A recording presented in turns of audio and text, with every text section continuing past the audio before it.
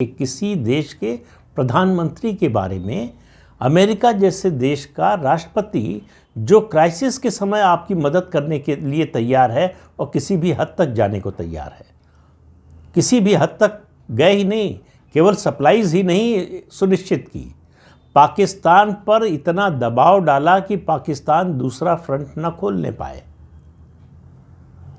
वरना to front war होती तो आप समझिए क्या हुआ होता भारत का। तो चीन की कोशिश के बावजूद पाकिस्तान ने दूसरा फ्रंट नहीं खोला।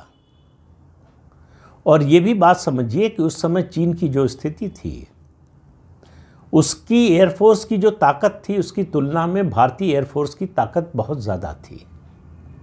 अगर भारत ने उस युद्ध में एयरफोर्स का इस्तेमाल किया होता तो भारत वो युद्ध 1962 का कभी नहीं हारता और हज़ारों वर्ग किलोमीटर ज़मीन हमारी चीन के कब्जे में न जाती।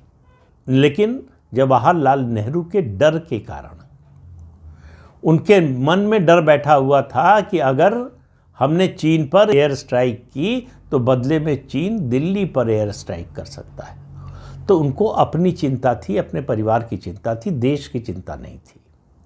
देश की चिंता होती तो इतने क्राइसिस के समय में उनकी नज़र अमेरिका के राष्ट्रपति की पत्नी और उनकी छोटी बहन पर थी।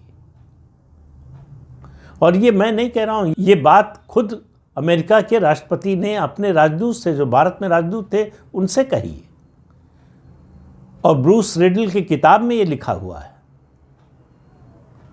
तो एक बहुत बड़ा अवसर जियोपॉलिटिक्स में बहुत बड़े बदलाव का, जो भारत के लिए आगे चलकर बहुत ही लाभकारी हो सकता था, वो अवसर नेहरू ने गंवा दिया। अगर भारत और अमेरिका की दोस्ती होती, भारत अमेरिका के संबंध सुधरे होते, ऐसे समय में जब क्राइसिस में अमेरिका मदद कर रहा था, उस समय याद रखिए सोवियत संघ ने हमारी मदद नहीं की है। MiG-21 जो है लड़ाकू विमान देने का वादा करके उसने दिया नहीं उस समय। तो हमें सबसे बड़ा फायदा क्या हुआ होता? सबसे बड़ा फायदा होता हमें state of the art technology हमें मिली होती। साइंस के क्षेत्र में, साइंस और टेक्नोलॉजी के क्षेत्र में भारत आज बहुत आगे होता, चीन कहीं मुकाबले में नहीं होता। ये सारे अवसर गंवा दिए। इसीलिए प्रधानमंत्री ने कहा कि इस किताब को पढ़िए। राहुल गांधी का नाम लिए बिना एक सुझाव दिया कि इस किताब को पढ़िए, और बाकी लोगों को भी सुझाव दिया कि इस किताब को पढ़िए तो आपको मालूम होगा कि विदेश नीति के नाम पर क्या क्या खेल चल रहे थे।